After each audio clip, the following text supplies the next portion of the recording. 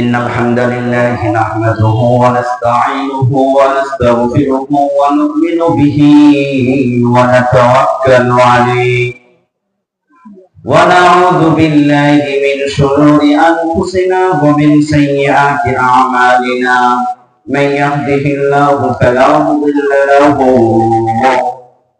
ومن يضلله فلا هادي له نشهد أن لا إله إلا الله وحده لا شريك له ونشهد أن سيدنا وسندنا وحبيبنا وحبيب ربنا وطبيبنا وطبيب قلوبنا ومولانا محمدا عبده ورسوله الذي أرسله الله تعالى بالحق بشيرا ونذيرا وداعيا إلى الله بإذنه وسراجا وقمرا منيرا فقد قال الله تعالى في كلامه المجيد والفرقان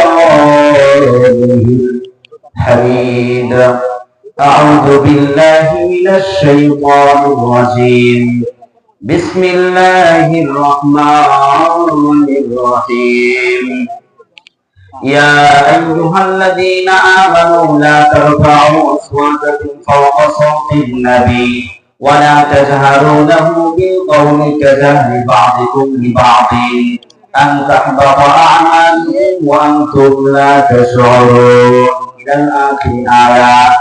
وقال النبي صلى الله عليه وسلم إن العلماء ورثة الأنبياء وإن الأنبياء لم يورثوا دينارا ولا درهما أو كما قال عليه الصلاة والسلام.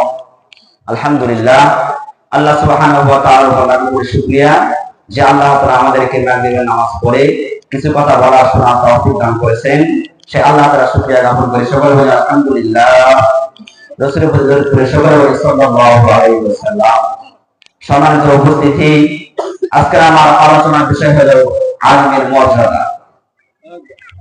আমি আপনাদের সামনে যে আয়াতটা তেলাওয়াত করেছি, এই সূরার নাম হলো সূরার নাম হুজুরাত। এই সূরাটা মাদানীতে নাযিল হয়েছিলেন। এই সূরা নাযিল হওয়ার একটি ঘটনা রয়েছে। তবে সূরার নাম হুজুরাত। হুজরাত শাব্দিক অর্থ কিন্তু ঘর, মানে সূরার নামই কি ঘর, বাংলায় বলা হয় সূরার নামই ঘর। তো এই ঘর করে সূরার নামকরণ করেছেন, এর কারণ আছে না নাই? অবশ্যই আছে। আল্লাহ রাব্বুল আলামিন বলেন ইন্নাল্লাযীনা ইউনাদুনাকা মিন ওয়ারাইল হুজুরাতি আকতারুহুম লা ইয়াকিলুন। আল্লাহ রাব্বুল আলামিন রাসূলুল্লাহ সাল্লাল্লাহু আলাইহি ওয়াসাল্লামকে বলতেছেন, হে রাসূল, আপনাকে যারা ঘরের বাইরে থেকে ডাকছে তারাই আকলমান নয়, তারাই বেকুব, তারাই অজ্ঞ, তারাই মূর্খ। যে গোত্রগুলো ডাকলেন এই গোত্রের বাসিন্দা ছিলেন মক্কা নগরীতে। রাসূলুল্লাহ সাল্লাল্লাহু আলাইহি ওয়াসাল্লাম সে সময় ছিলেন মদিনায়। মক্কা নগর থেকে একদল গোত্রবাসী আসিয়া রাসূলুল্লাহ সাল্লাল্লাহু আলাইহি ওয়াসাল্লামের দরবারে আসলেন মদিনায়। আসার পর রাসূলুল্লাহ সাল্লাল্লাহু আলাইহি ওয়াসাল্লামের দরবার বাইরে থেকে ডাকতেছেন, ইয়া মুহাম্মদ, হে মুহাম্মদ, আপনি ঘর থেকে বাইরে হন। যখন বনু তামিম গোত্রের একজন ব্যক্তি রাসূলুল্লাহ সাল্লাল্লাহু আলাইহি ওয়াসাল্লামকে ঘরের বাইরে থেকে ডাকলেন, ডাকার পর আল্লাহ তাআলার কাছে পছন্দ হলেন না। সঙ্গে সঙ্গে আল্লাহ তাআলা আয়াত নাযিল করে বললেন, হে রাসূল, নিশ্চয় যারা আপনাকে আপনার ঘর থেকে ঘরের বাইরে থেকে ডাকছে তারাই কিন্তু অজ্ঞ, তারাই কিন্তু মূর্খ। বনু তামিম গোত্রের লোকেরা আসার কারণ হলো তারাই বনু তামিমের ভিতরে একজন যেন গর্ভবতীর ভিতরে যেন একজন নিম্বার হয়, এজন্য তারা আসলেন। যখন বড় তামিম গোত্র রাসূলুল্লাহ সাল্লাল্লাহু আলাইহি ওয়াসাল্লামকে ডাকলেন, ডাকার পর রাসূলুল্লাহ বের হওয়ার পর এই গোত্রবাসীদেরকে কাকে নেতা আদেশ এরকম বৈঠকে বসা গেল। যখন এই বৈঠকে বসলে বৈঠকের ভিতর আবু বকর এবং ওমর ছিলেন। একদিকে আবু বকর আর একদিকে ওমর, গোত্রবাসীরা এরকম মাঝখানে ছিলেন, রাসূলুল্লাহ সাল্লাল্লাহু আলাইহি ওয়াসাল্লাম এরকম মাঝখানে ছিলেন। রাসূলুল্লাহ সাল্লাল্লাহু আলাইহি ওয়াসাল্লামকে হযরত আবু বকর বলতেছেন, ইয়া রাসূলুল্লাহ, আপনি এই ব্যক্তিকে আমির নিযুক্ত করুন। পক্ষান্তরে ওমর রাদিয়াল্লাহু তাআলা বলেন, ইয়া রাসূলুল্লাহ, আমি ওই ব্যক্তিকে বলতেছি, আপনি ওই ব্যক্তিকে আমির বানান। যখন আবু বকরের এক কথা হয়ে গেল, ওমরের আরেক কথা হয়ে গেল। আবু বকরকে একজনকে দেখালেন, ওমর একজনকে দেখালেন, দুইজনের কথা হয়ে গেল। এখন কাকে আমির বানাবেন?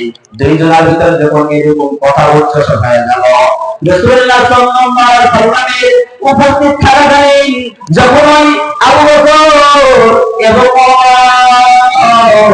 যখন ওমরের ভিতরে কথা উপর ঝগড়া, যখন ঝগড়ার সৃষ্টি হয়ে গেল, তখন আল্লাহ রাব্বুল আলামিন আবার আয়াত নাযিল করে বললেন, ইয়া আইয়ুহাল্লাযীনা আমানু লা তারফাউ আসওয়াতাকুম ফাওকা সাওতিন নাবী ওয়া লা তাজহারু লাহু বিল কওলি কাজাহরি বা'দিকুম লিবা'দিন আন তাহবাতা আমালুকুম ওয়া আনতুম লা তাশউরুন।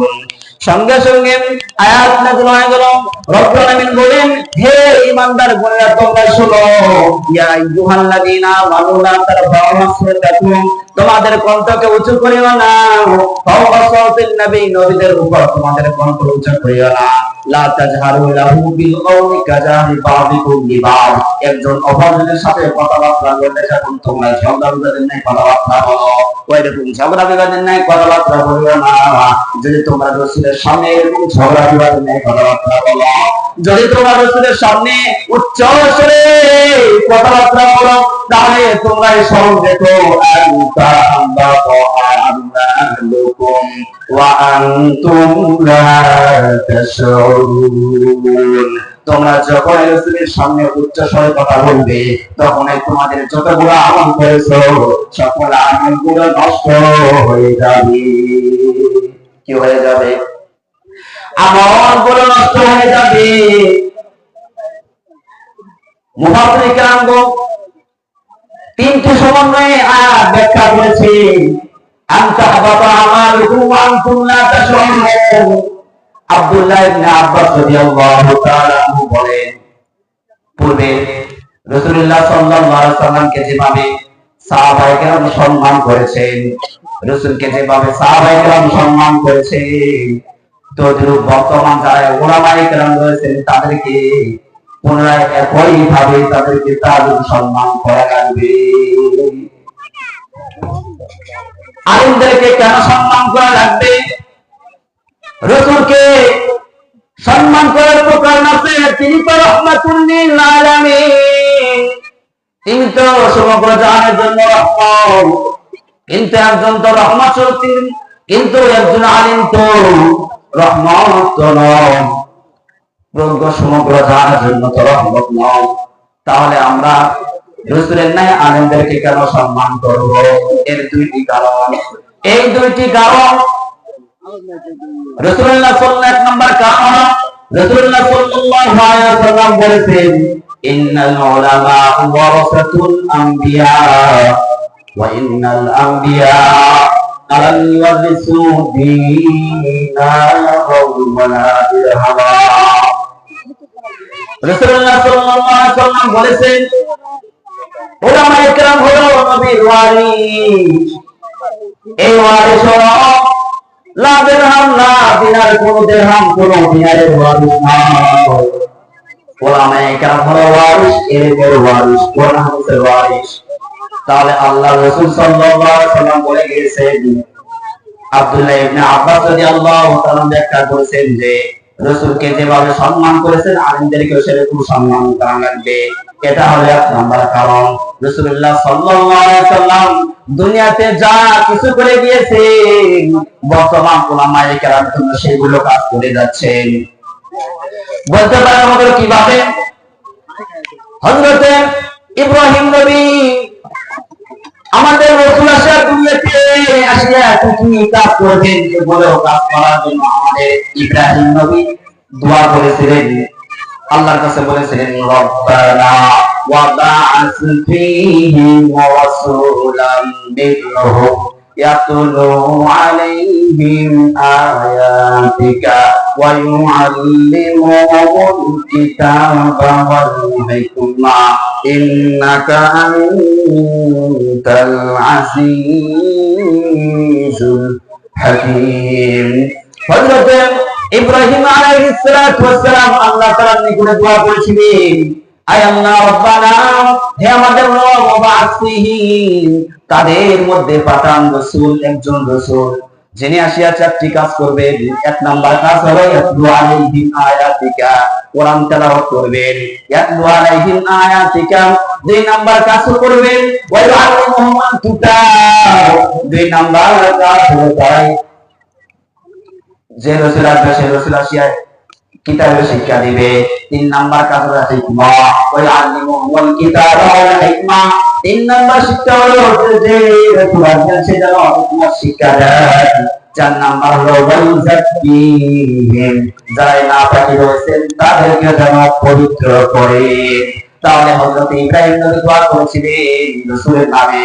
রাসূল দুনিয়াতে আসিয়া কিন্তু চারটি কাজ করেছিলেন।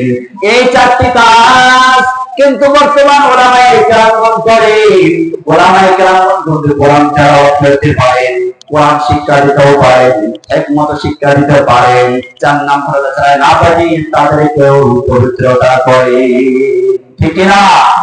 এজন্য অবশ্যই আমাদেরকে উলামায়ে কেরামদেরকে তাআযীম করা লাগবে, সম্মান করা লাগবে। পারবো তো ইনশাআল্লাহ? ইনশাআল্লাহ। আমি আমার বক্তব্য এখানে শেষ করতেছি। ওয়া আখিরু দাওয়ানা আলহামদুলিল্লাহি রাব্বিল আলামিন। আসসালামু আলাইকুম ওয়া রাহমাতুল্লাহ।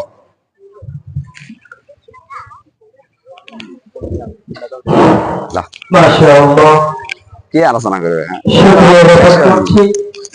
ছাত্র মাদ্রাসার কল বলে আমি আমাদের সামনে কথা বলতে পারে, এজন্য ভাই পরিবেশে মনে হয় আল্লাহ তাআলা দ্বীন ও দুনিয়ায় উভয় জাহানে কামিয়াবি দান করুন।